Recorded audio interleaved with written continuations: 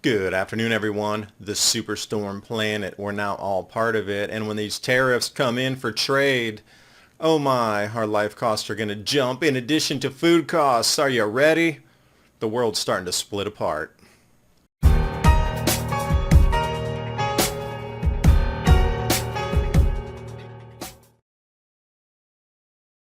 And on the heels of yet more record lake effect snow inbound for the Great Lakes, we're going to run you out to January here, long-term model.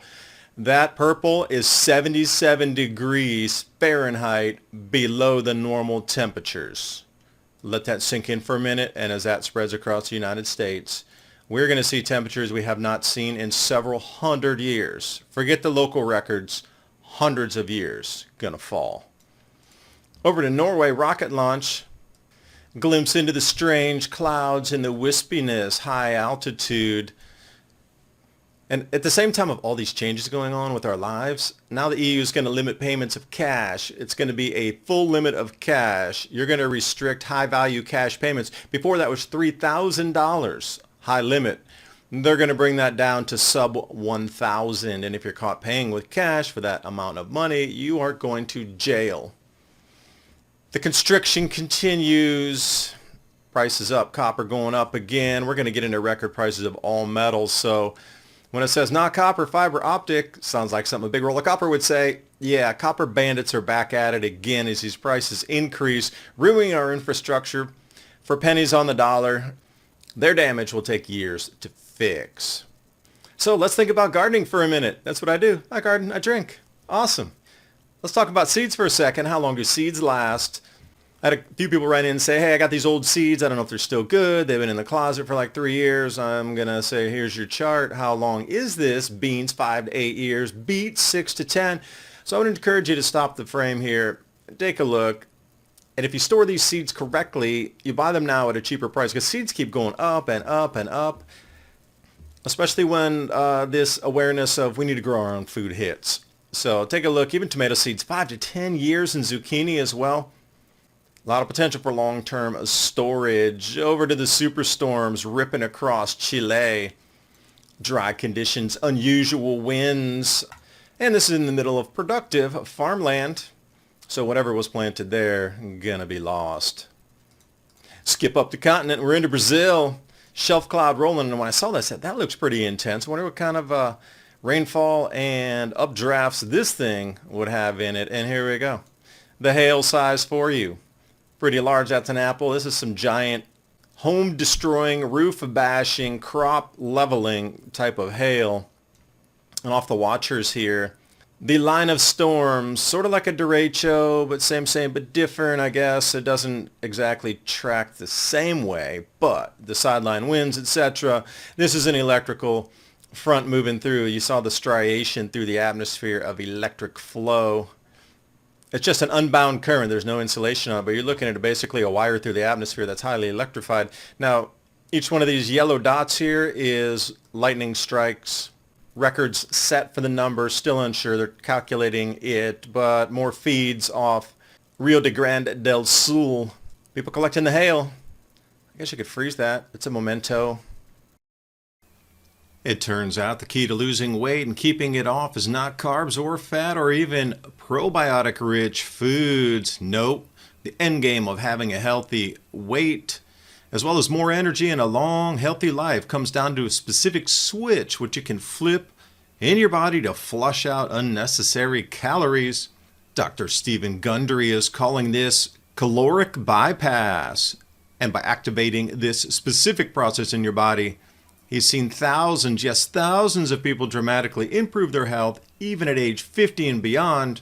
This includes losing weight, getting tons more energy, and returning to the good health that they had in their youth once they simply addressed this one key to better health.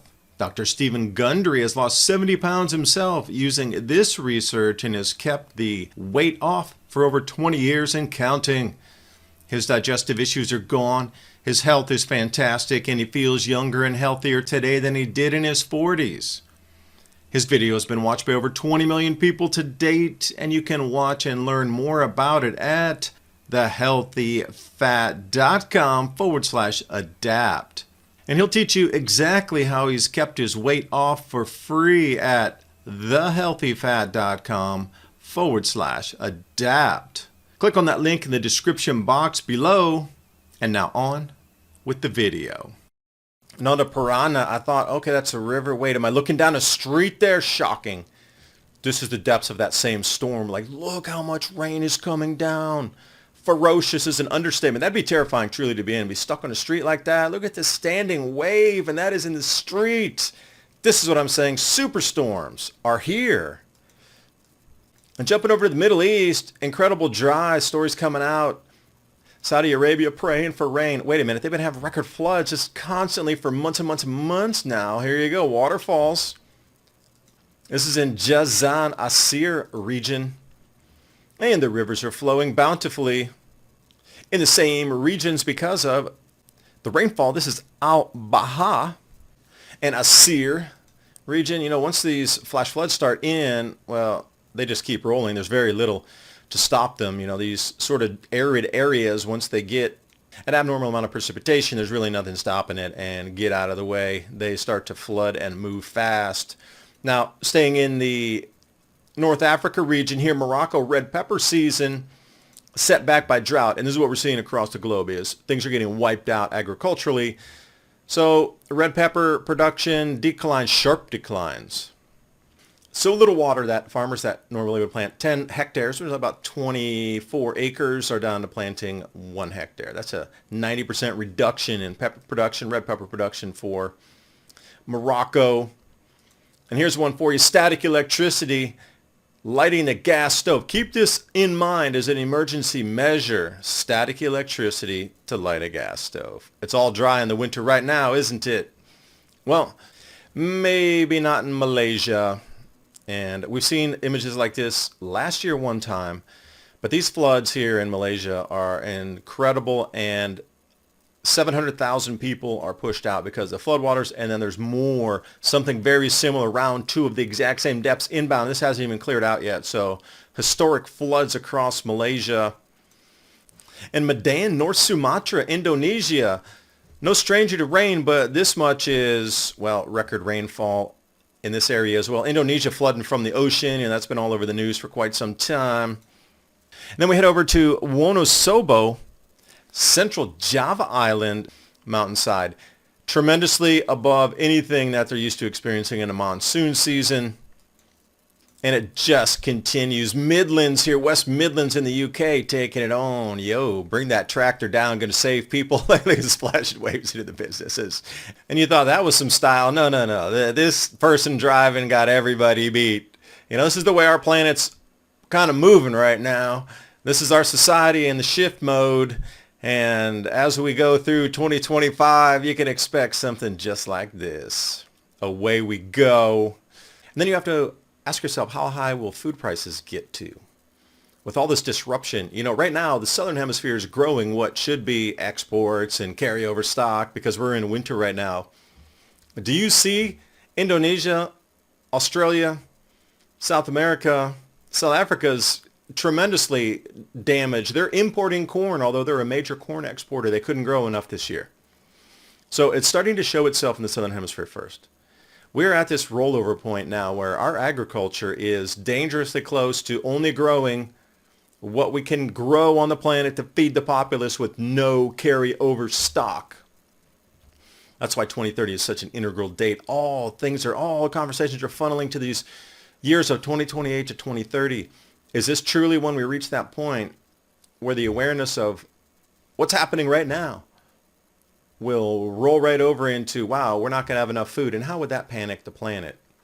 It would probably end up in digital rationing cards first, human behavior second, which would need to be tightly controlled. And I see front-running that happening all over the place right now. So who knows what? And why is that such an important date, 2028 to 2030? Is the question. Are we prepared? I hope so. Because household borrowing costs already slamming to the moon at 21%. Car loans creeping up. Home loans up. Personal loans up. Credit cards up. Everywhere go up. Now, what I was talking about, these tariffs that are coming in. So the China suppliers are going to be adjusting their payment terms. So we slap tariffs on China. They're like, that's fine. You need to pay 100% in advance. There's no more delivery at port and then taking U.S. Treasury bonds and we'll call it good and then transfer those into gold on the Shanghai Exchange. No, no, no.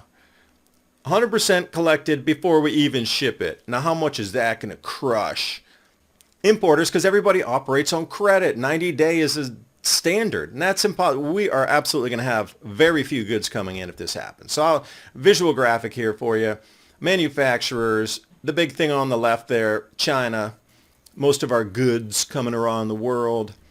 The U.S., but it's not so much goods. It's more services and high tech.